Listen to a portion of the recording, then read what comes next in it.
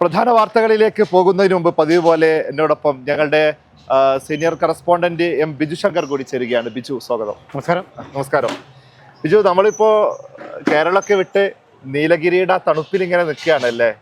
ഇന്നത്തെ എങ്ങനെ ഉണ്ടായിരുന്നു? ഇന്നത്തെ മൊത്തത്തിലുള്ള സ്വീകരണം? രാവിലെ നല്ല തണുത്ത അന്തരീക്ഷത്തിലാണ് നമ്മൾ നീലഗിരിയിലേക്ക് പ്രവേശിച്ചത്. വളരെ ഊഷ്മളമായ സ്വീകരണമാണ് നീലഗിരിയിലെ ജനത നൽകിയിട്ടുള്ളത്. എല്ലാ സമുദായത്തിൻ്റെ പ്രതിനിധികളുണ്ടായിരുന്നു, വ്യാപാര പ്രമുഖന്മാർ, വ്യാപാരി സമൂഹത്തിൻ്റെ പ്രതിനിധികളുണ്ടായിരുന്നു. അങ്ങനെ വളരെ ആഹ്ലാദകരവും ആവേശകരവുമായ ഒരു സ്വീകരണത്തോടുകൂടിയാണ് നമ്മൾ നീലഗിരിയുടെ മണ്ണിലേക്ക് പ്രവേശിച്ചത്.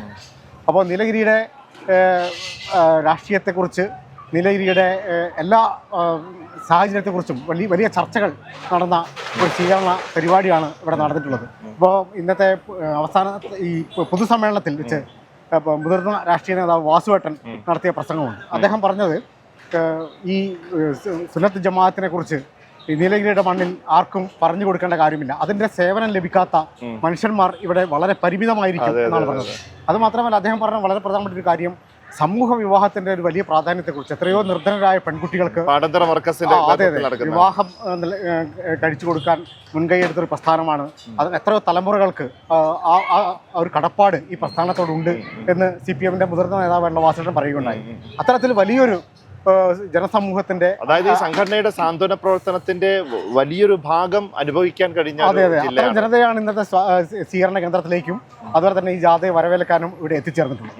ഇന്നിപ്പോ ഈ സമൂഹ വിവാഹത്തിന്റെ കാര്യം പറയുന്നത്, ഇന്നിപ്പോ ഞാൻ ദേവർഷാൽ ഉസ്താദുമായിട്ട് കുറച്ചു നേരം സംസാരിച്ചിരുന്നു. ഓൺ ദി റെക്കോർഡ് ആയിരുന്നില്ല. അപ്പോൾ ഉസ്താദ് പറഞ്ഞ കുറേ അനുഭവങ്ങളുണ്ട്. എങ്ങനെയാണ് ഉസ്താദ് ഇങ്ങനെ ഒരു സമൂഹ വിവാഹത്തിലേക്ക് എത്തിയത് എന്നതിനൊക്കെ കുറേ അനുഭവങ്ങൾ പറയുന്നുണ്ട്.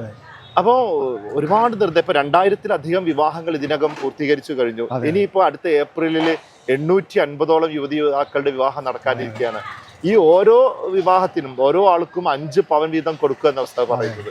അപ്പൊ എത്ര വലിയ ഒരു പ്രവർത്തനമായിരിക്കും. എന്നിട്ട് പോലെ ഒരു സാമ്പത്തിക ബാധ്യത ഒന്നും ഏൽക്കേണ്ടി വരും, കടബാധ്യത ഒന്നും ഇല്ലാതെ ജനങ്ങളുടെ പങ്കാളിത്തത്തോടെ ഒരു വലിയ സമർപ്പണമായിട്ട് ജനങ്ങളെ ഏറ്റെടുക്കാൻ അത്ര ജനങ്ങളെ വലിയ ഉത്തരവാദിത്തമായിട്ട് മാറിയിട്ടുണ്ട്. അത് തന്നെയാണ് ജനങ്ങൾക്കിടയിൽ ഇത്ര പേരുണ്ടാകാനുള്ള ഒരു കാരണമായിട്ട് മാറിയിട്ടുള്ളത് തോന്നുന്നു. അതുപോലെ തന്നെ ഇന്ന് ഈ സാധാരണ നമ്മൾ ഇവിടുത്തെ പൗരപ്രമുഖരുമായിട്ടുള്ള ഒരു സ്നേഹ സംവാദമുണ്ടല്ലോ, അവിടെ ഉയർന്നു വന്നിട്ടുള്ള വിഷയങ്ങൾ, അവിടെ ആമുഖമായിട്ട് നമ്മുടെ ബുഖാരി തങ്ങൾ പറഞ്ഞിട്ടുള്ള പ്രധാനപ്പെട്ട കാര്യം ഇവിടുത്തെ ജിയോ പൊളിറ്റിക്സിനെ കുറിച്ചാണ്.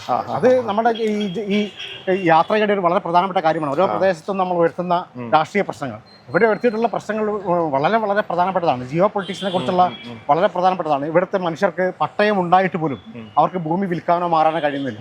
നീലഗിരി ഈ ജില്ലയിലെ വളരെ പ്രധാനപ്പെട്ട ഒരു വിഷയമാണ്. അതുപോലെ തന്നെ ഇവിടുത്തെ ഓവൂർ പഞ്ചായത്ത് എന്ന് പറയുന്നൊരു പഞ്ചായത്ത് ആനത്താരയായി പ്രഖ്യാപിച്ചിരിക്കുകയാണ്. 30ഓളം കുടുംബങ്ങൾ, അതുപോലെ തന്നെ 2000-ഓളം മനുഷ്യർ അവിടെ നിന്ന് ഏത് നിമിഷവും ഇറങ്ങിപ്പോകേണ്ട അവസ്ഥയാണെന്ന് പറയുന്നത്. ആനത്താരയായി പ്രഖ്യാപിച്ചിരിക്കുകയാണ്. അത്രയും ആനകളുടെ ഇപ്പൊ തന്നെ നമ്മുടെ സമ്മേളനം ഇപ്പൊ ഇത്രയും നേരത്തെ നിർത്തേണ്ടി വന്നത് പോലും ഈ ആന ഭീഷണി ഉള്ളത് കൊണ്ടാണ്. കാരണം പല ഭാഗത്തേക്കും ദൂരപ്രദേശത്തേക്കൊക്കെ പോകുന്ന ആളുകൾക്ക് നേരത്തെ എത്തിയെങ്കിൽ മാത്രമേ സുരക്ഷിതമായിട്ട് വീട്ടിലെത്താൻ കഴിയുള്ളൂ എന്നതുകൊണ്ട്. ഇത് പശ്ചിമഘട്ടത്തിന്റെ ഏറ്റവും ഇക്കോളജിക്കലി ഫ്രജൈൽ ആയിട്ടുള്ള ഒരു പ്രദേശമാണല്ലോ. അപ്പൊ അതിന്റെ എല്ലാ ആശങ്കകളും നിലനിൽക്കുന്ന ഒരു പ്രദേശമാണ്. അപ്പൊ അത് ഇപ്പം വന്യമൃഗങ്ങളുടെ ശല്യം ഏറ്റവും രൂക്ഷമായി നിൽക്കുന്നു. അങ്ങനെ അത്തരത്തിലുള്ള എല്ലാ പ്രശ്നങ്ങളെയും ഇന്നത്തെ ഈ യോഗത്തിൽ അഭിമുഖീകരിച്ചിട്ടുണ്ട്. ഇവിടുത്തെ ആശുപത്രി, ചികിത്സാ വിഷയങ്ങൾ ഉന്നയിക്കപ്പെട്ടിട്ടുണ്ട്. അത്തരത്തിലുള്ള എല്ലാ വിഷയങ്ങളും ഉന്നയിക്കപ്പെട്ട് ജനങ്ങളുമായിട്ട്, ഇതൊരു രാഷ്ട്രീയ പാർട്ടി നടത്തുന്ന ഒരു യാത്രയേക്കാൾ ജനങ്ങളുമായി സംബന്ധിച്ച് എല്ലാ വിഷയങ്ങളും, ഇതൊരു ആത്മീയ കാര്യങ്ങളോ മതപരമായ കാര്യങ്ങളോ, ഇതിലെ ടാഗ് ലൈനായിട്ടുള്ള മനുഷ്യത്വത്തിന്റെ ഏറ്റവും മൂർത്തമായ അവസ്ഥയിലേക്ക് ഇത് പോവുകയാണ്. രാഷ്ട്രീയപരമായ കാര്യങ്ങളൊക്കെ ചർച്ച ചെയ്തുകൊണ്ട് ജനങ്ങളുമായി സംബന്ധിച്ചാണ് ഓരോ ജില്ലയിൽ എത്തുമ്പോൾ. ഇപ്പൊ നമ്മൾ കഴിഞ്ഞ ജില്ലകളിലൊക്കെ പോയ അനുഭവം നമുക്കുണ്ടല്ലോ. അപ്പൊ അവിടുത്തെ കോർ ഇഷ്യൂസ് ആണ് എടുക്കുന്നത്. അപ്പൊ വെറുതെ എന്തെങ്കിലുമൊക്കെ പോയിട്ട് പറയാല്ല. ഇപ്പൊ ഒരു സ്റ്റേറ്റ്മെന്റിന് വേണ്ടി സ്റ്റേറ്റ്മെന്റ് ഉണ്ടാക്കുന്നില്ല, മറിച്ച് അവിടുത്തെ ജനങ്ങളുടെ യഥാർത്ഥ പ്രശ്നം എന്താണ്, അപ്പൊ അത് പഠിക്കുകയാണ് ആദ്യം. അത് പഠിച്ചിട്ട് ആ പ്രശ്നം ഏറ്റെടുത്തിട്ട് അത് നാളെ ഉന്നതല്ല, ഇപ്പം ഈ ജാഥയിൽ വന്ന കാര്യങ്ങളൊക്കെ കേന്ദ്രീകരിച്ചതിന് ശേഷം അത് കേന്ദ്ര സംസ്ഥാന സർക്കാരുകളിലേക്ക് എത്തിക്കും എന്നാണ് പറയുന്നത്.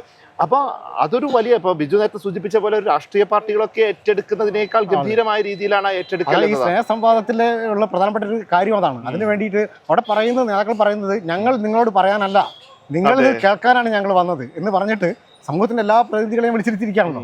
അവർ ഓരോ കാര്യങ്ങൾ ഉന്നയിക്കുന്നു, അത് ചർച്ച ചെയ്യുന്നു, അത് രേഖപ്പെടുത്തുന്നു. എന്നിട്ടാണ് ഇത് മുന്നോട്ട് പോകുന്നത്. വളരെ വളരെ പ്ലാൻഡ് ആണ്. വളരെ കൃത്യമാണ് ലക്ഷ്യങ്ങൾ എന്നുള്ളതാണ് നമുക്ക് അതിൽ നിന്ന് മനസ്സിലാക്കുന്നത്. അതുപോലെ തന്നെയാണ് ഇപ്പം തേയിലത്തോട്ടത്തിലെ തൊഴിലാളികൾ അനുഭവിക്കുന്ന കുറെ പ്രശ്നങ്ങളുണ്ട്. ഇപ്പൊ ഇന്നിപ്പോ സ്നേഹയാത്ര ഇങ്ങനെ ആ തേയിലത്തോട്ടങ്ങൾക്ക് നടുവിലൂടെ കടന്നു പോകുമ്പോൾ തേയിലത്തോട്ടത്തിൽ തൊഴിലാളികൾ ഒന്നാകെ ഉസ്താദിന്റെ വണ്ടിയുടെ നേരെ വരികയാണ്. അപ്പൊ ഉസ്താദ് അവിടെ ഇറങ്ങി അവരോട് സംസാരിക്കുന്നു. അതൊക്കെ അപ്പൊ അവരുടെ കാര്യങ്ങൾ പറയുന്നു. അപ്പൊ ശരിക്കും ഒരു മനുഷ്യരോടൊപ്പം ഒരു സംഘടനയ്ക്ക് എത്രത്തോളം നിൽക്കാൻ കഴിയോ അത് നിൽക്കുക എന്നുള്ള ഒരു നയമായിട്ട് സ്വീകരിച്ച് മുന്നോട്ട് പോകുക എന്നുള്ളത്. തേയിലത്തോട്ടം എന്നുള്ള നീലഗിരിയുടെ ഒരു വികാരമാണ്. ബ്രിട്ടീഷുകാരെ കാലത്ത് അവരുടെ വേനൽക്കാല വസതിയായിരുന്നു ഈ നീലഗിരി മേഖല. അങ്ങനെയാണ് നീലഗിരിയുടെ പ്രാധാന്യം, അങ്ങനെയാണ് തേയിലത്തോട്ടങ്ങളൊക്കെ വരുന്നത്. അപ്പൊ തേയിലത്തോട്ടങ്ങൾ വന്ന് തേയിലത്തോട്ടങ്ങൾ കാലങ്ങളായിട്ട് എത്രയോ തലമുറകളായിട്ട് തേയിലത്തോട്ടങ്ങൾ ജോലി ചെയ്യുന്ന ആൾക്കാരുണ്ട്. ഇപ്പോൾ നമ്മൾ കണ്ട ഒരു വിഷയം, തേയിലത്തോട്ടങ്ങളിൽ ജോലി ചെയ്യാൻ ഇതര സംസ്ഥാന തൊഴിലാളികൾ കടന്നു. അതെ, ഇവിടുത്തെ തൊഴിലാളികളുടെ ജീവിത നിലവാരം ഉയർന്നപ്പോൾ ആ മേഖലയിൽ ആളെ കിട്ടാതായി. എന്നാലും തേയിലത്തോട്ടങ്ങളുടെ വിഷയം ഇന്ന് ഉന്നയിക്കപ്പെട്ടിട്ടുണ്ട്. പച്ച തേയില ഈ അർഹമായ വില കിട്ടുന്നില്ല, കർഷകർക്ക് വില കിട്ടുന്നില്ല എന്നുള്ള വിഷയവും ഇന്ന് ബുഖാരി തങ്ങൾ വളരെ പ്രധാനമായിട്ട് ഉന്നയിച്ചിട്ടുണ്ട്. അതായത് ഇനി ഒരു മേഖലയിലും ടച്ച് ചെയ്ത് പോകാനില്ല. അതാണ് വരുമ്പോൾ നിരവധിയായ തോട്ട തൊഴിലാളികൾ ഉസ്താദിന്റെ ജാഥയെ ആവേശപരിതമായിട്ട് വഴിയിലേക്ക് ഇറങ്ങി വരികയാണ്. നമ്മൾ പ്രോഗ്രാമിൽ ഇല്ലാഞ്ഞിട്ട് പോലും തങ്ങൾ വഴിയിൽ ഇറങ്ങുന്നു, അവരോട് സംവദിക്കുന്നു, അവർ തേയില വാരി കൊടുത്തിട്ടാണ് അവർ സ്വീകരിക്കുന്നത്.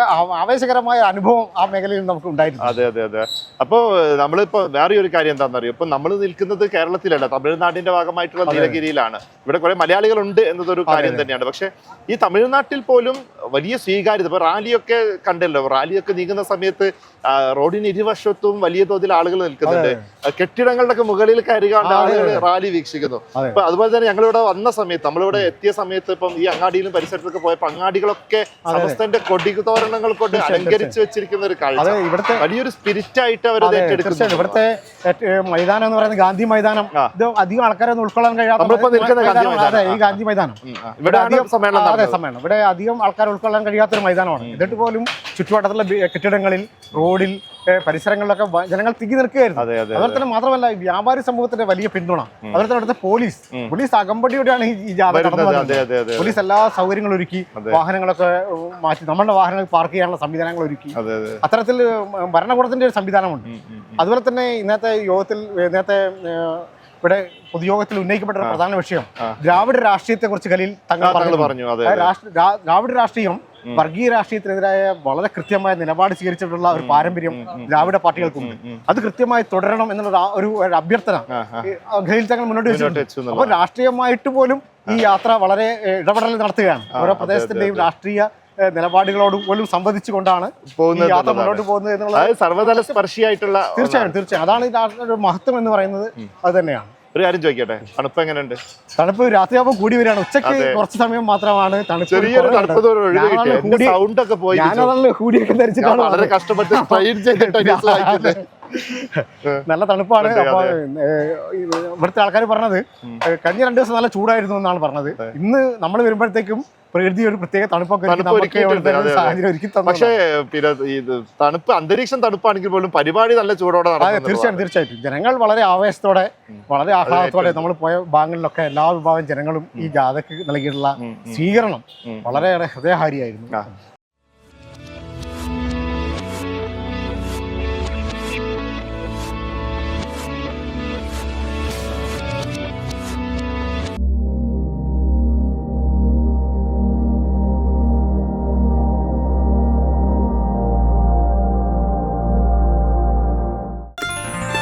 waytonikah.com, the exclusive Muslim matrimonial site.